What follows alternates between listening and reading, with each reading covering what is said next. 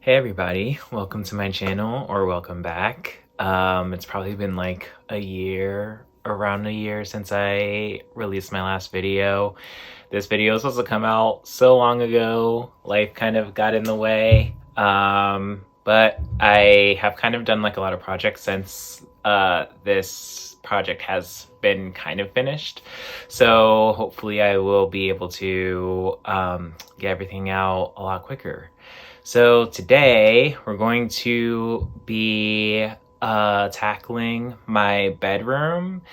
I'll kind of mention this a little bit later in the video, but this was like one of the projects that I really needed to start soon after moving into my house because there was just like sound issues in the room, and it was like kind of like a blank slate. And I was very excited to kind of take advantage of it, and it all was kind of inspired by the sound issue. So hopefully you'll like it. If you do, please feel free to subscribe, hit that bell notification because I will be posting more regularly. All right, let's get to it.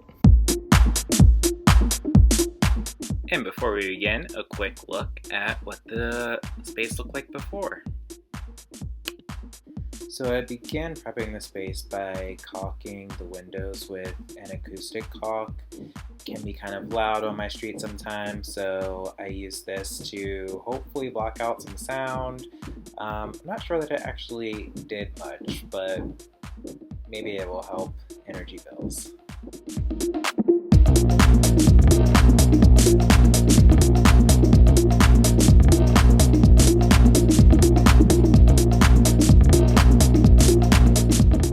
I didn't catch this on camera, but you may notice that I changed the blinds. I also started taping, and this is the point where I started painting as well. I chose this metallic paint, metallic blue paint. I wanted a kind of cool vibe, and I wanted something that was kind of like a metallic-y cool color, but would also reflect a lot of light during the daytime. So this was like kind of a cool compromise. It was kind of like dark in the nighttime, but pretty bright and airy in the daytime. And this is how the paint ended up looking. I didn't paint all the way to the ceiling. I wanted to bring the light down a little bit just to create a little bit of a different effect.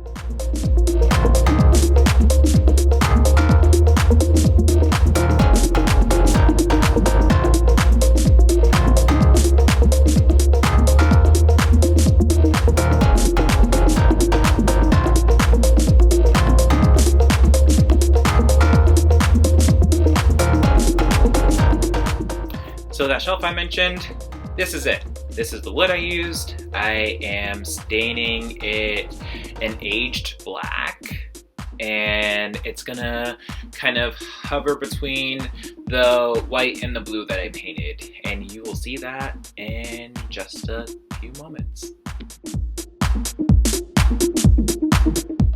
And here it is. I used some really cool brackets that I found on Amazon, really cool, simplistic. I also attached some fairy lights to have some extra lighting at night, make it really soft and cool.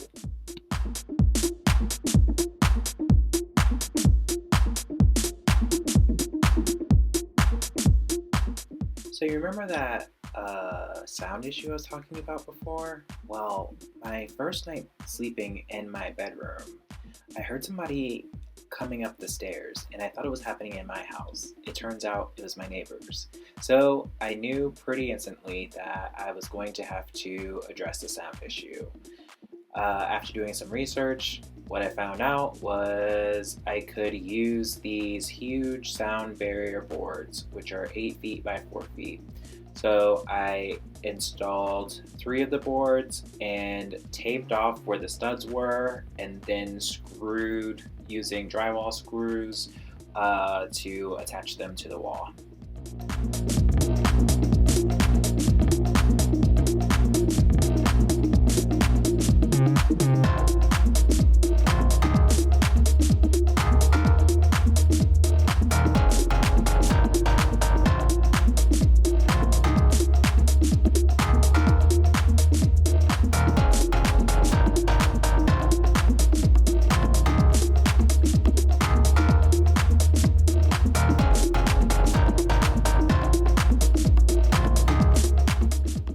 this is the kind of final result of me putting up the soundproofing, and now you'll be seeing me putting up some wood paneling, which is what I decided to clad the wall with. Felt it would add some extra texture and thought it would be a kind of cool balancing material from the wood shelves across the room.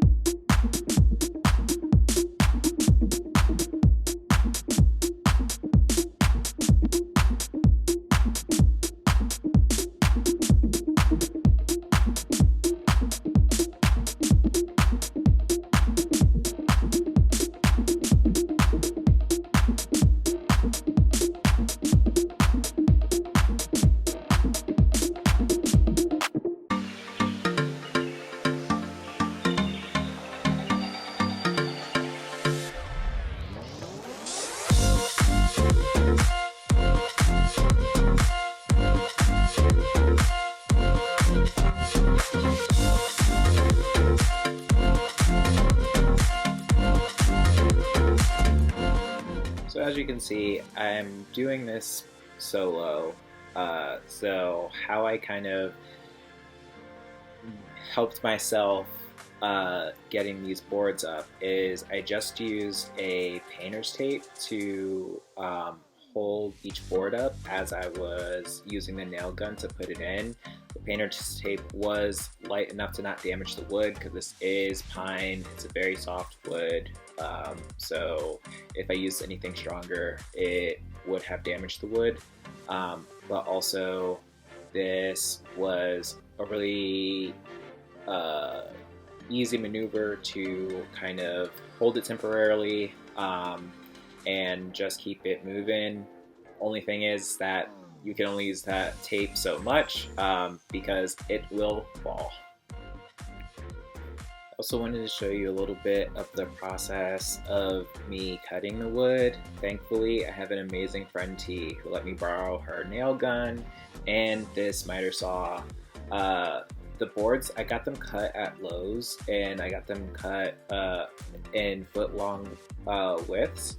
So unfortunately, like the miter saw could only cut around 6 inches, maybe just like a little bit further than 6 inches. So I would have to cut it, then flip it around, then cut the other half. Thankfully, I got the hang of it. Everything looked good. Just had to sand it down after I was finished. But it was pretty easy.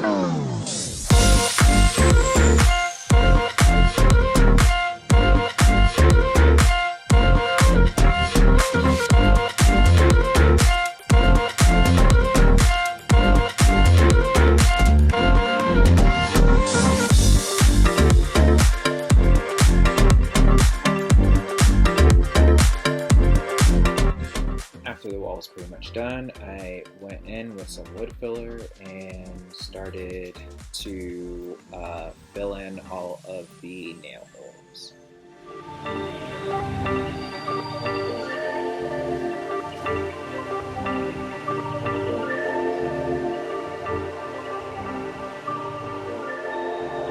One eternity later.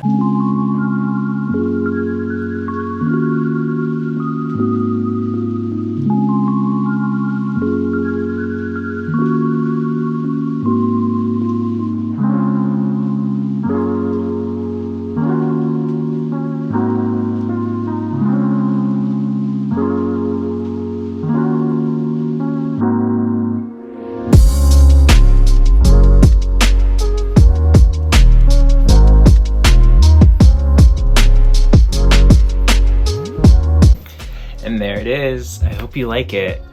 So I mentioned before that there were a few issues that kind of led the room to take a long time. So one of those was, I live in Philadelphia, and this also happened during COVID. Apparently during COVID, everybody was like trying to take on DIY projects. And every time I went to Lowe's, which is where I got all the wood for my wall, the saw would be down. So I ended up having to go into like deep into the suburbs to go to another Lowe's to get it handled, because I was literally calling every single Lowe's in Philadelphia and they were all telling me that the saw was down. So that took a long time, and then by the time that I finally got the last pieces I needed, I had started on another project, and then I was just like, I don't really feel like doing this video. But now I am back into the mode. So hopefully things will be rolling again. I'll get these videos out a lot quicker.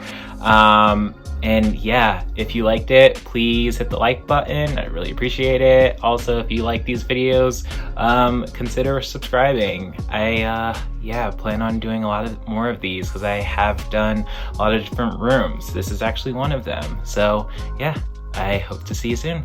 All right, bye.